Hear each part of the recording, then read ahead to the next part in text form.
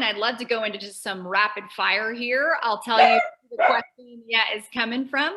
And, I know a lot of this you have covered, but it would just be great to kind of hear it all again, right? So let me come out of this, go to the chat real quick. So a lot of our A&E firms, for ESG, I think they mean it in ESG goal setting, right? We've got to think about the hat an architect and engineer wears. And they're wondering, are you guys really seeing ESGs being driven at the portfolio level, or are you seeing it more at the project level, or is it kind of chicken and the egg, right? It's both driving one or the other. But I think a lot of this question came from this architecture firm seeing that, net zero by 2050 coming into one of their major, clients that they serve.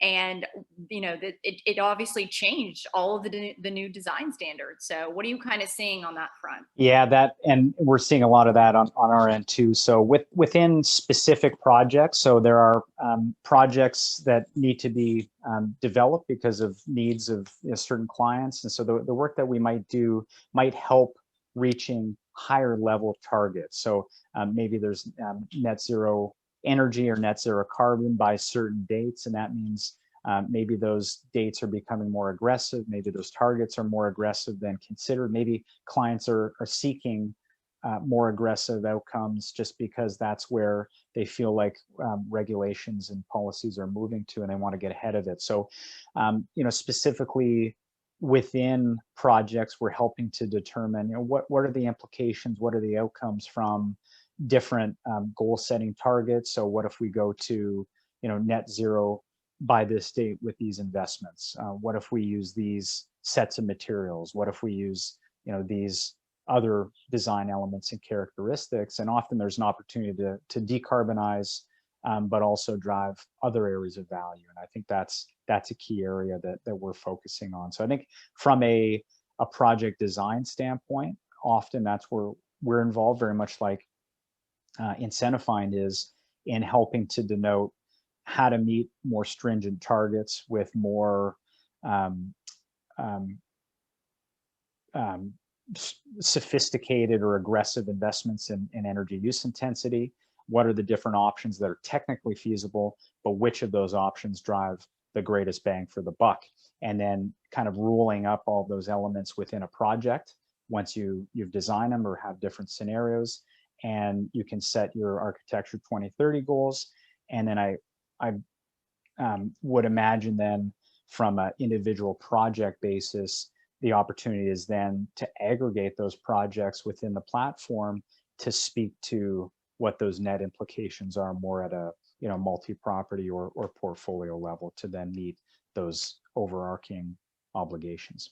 Right, absolutely. So your software essentially could start at the project level and contribute to a larger portfolio. So this comes actually from one of our smaller developers. They operate in about 3 states, right? So for them, what if there wasn't a much larger portfolio? Is there reporting type that they should be considering as far as addressing ESG, whether it's being driven by requirements or, maybe they're trying to shape their stakeholders' view of their developments? What should a small development group, what's their approach? Mm-hmm. Well, I think there are folks that can probably answer that better than I, the sustainability consultants of the world, and other folks that look at these different activities from GRESB to using LEED or WELL or FitWell. And I think there's different strategies and suggestions. I think there's a variety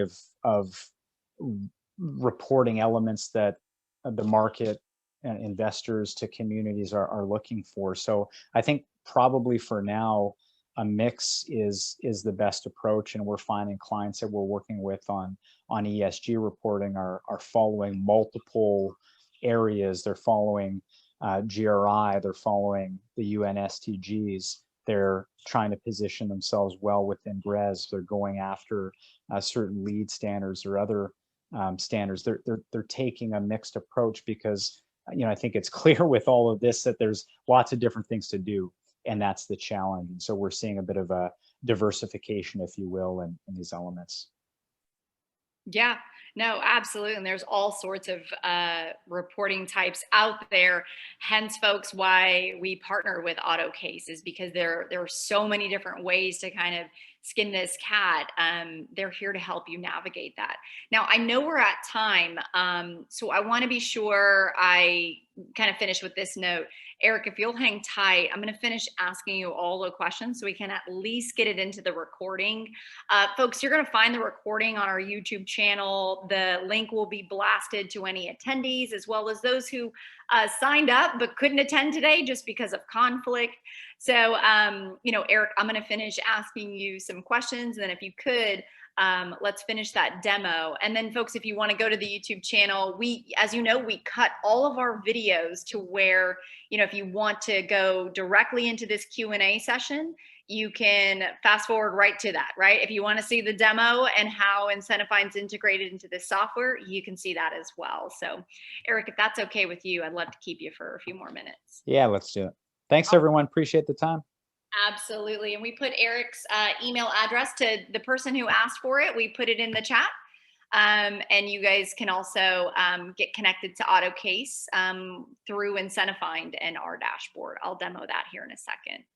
So Eric, let me go back to the questions here. I thought this one was really good, and maybe that's too much to boil, the ocean on this one. But how are state and city level governments influencing these ESG requirements? Like, should our developers anticipate? Our developers and property owners, should they anticipate being mandated for certain ESG type reporting because of building policies? Or as we saw in the case, if a developer or property owner wants to communicate to the municipality that they have met these community benefits, that municipality, such as LA or Miami or Boston, might say, you know what, we use XYZ type reporting, and that's how they should anticipate to communicate that. Can you tell us a little bit about how state and local governments could influence this? Sure. Well, I think there's, it's always a dynamic situation on that side of things, and often we're supporting governments. So outside of the software, we've got quite a vigorous advisory practice, and we'll work with governments of different levels to understand implications to different policy mechanisms. So, we just supported, as an example, the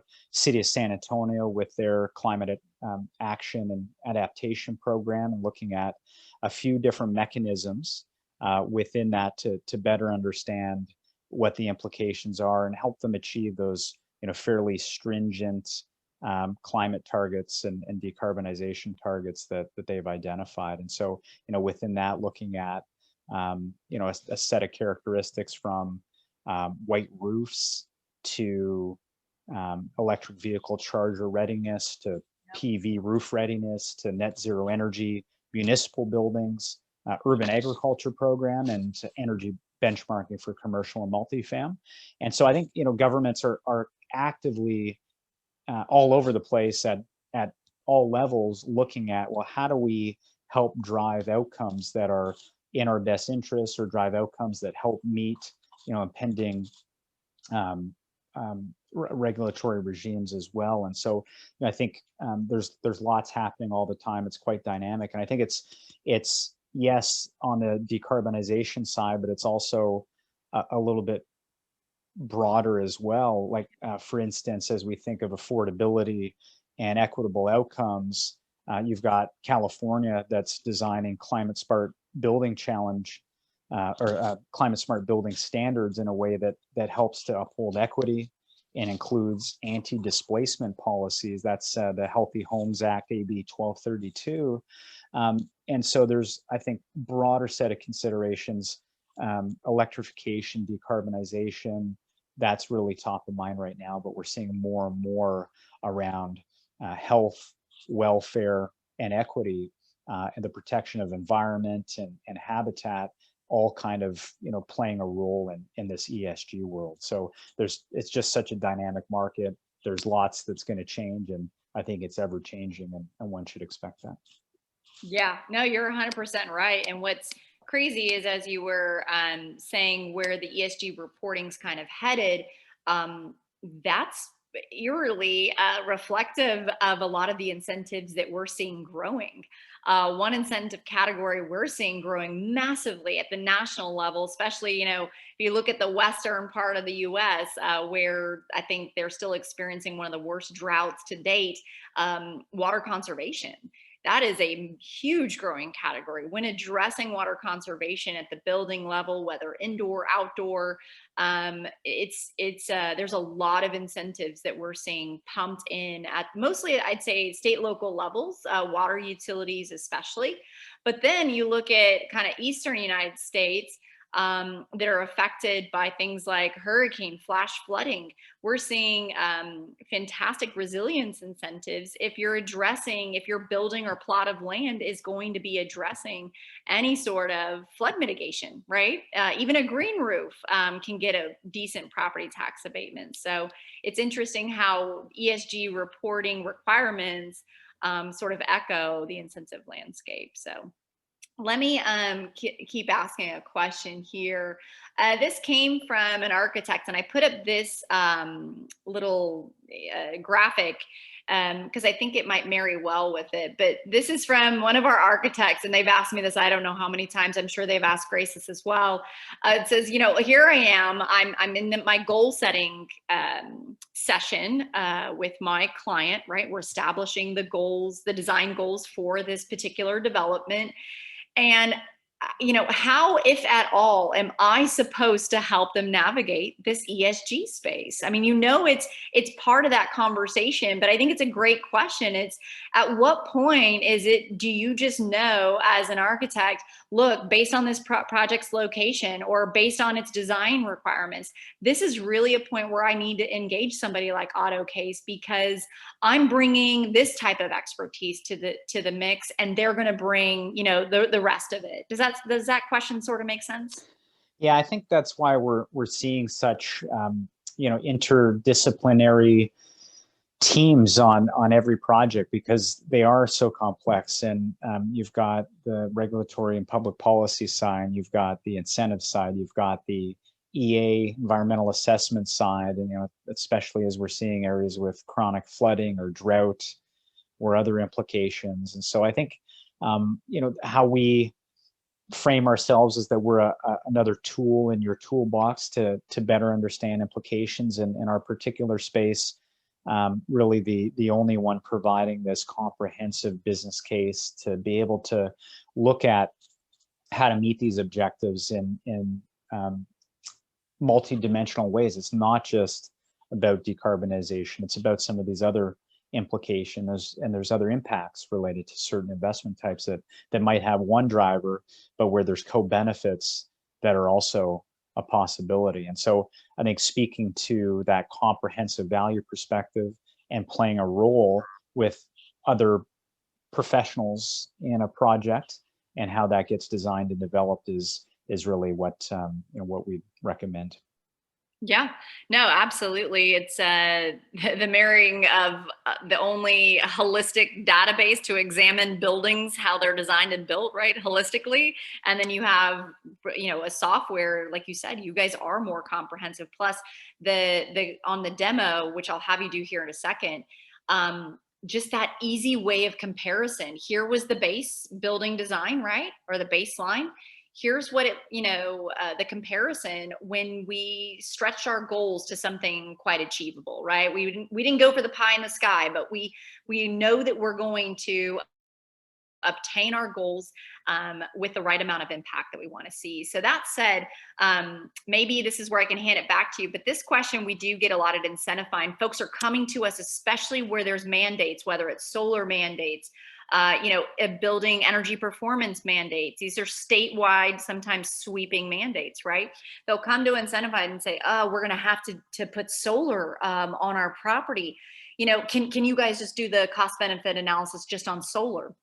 Again, IncentiFind doesn't do that. So can you talk about how our partnership with, Autocase, how you guys, can you address a single measure at once, or does it have to always be, or do you recommend this sort of holistic approach? And if you need a demo, feel free to take the screen. Yeah, sure thing. That's a great question. So I think it that concept of the ground up and iterative through the process from individual design elements to a portfolio. That's really the goal with the application. So looking at different PV systems, looking at different HVAC systems, different water conservation measures, different ways to drive value to occupants from thermal comfort controls or daylighting or better quality views, whatever it may be.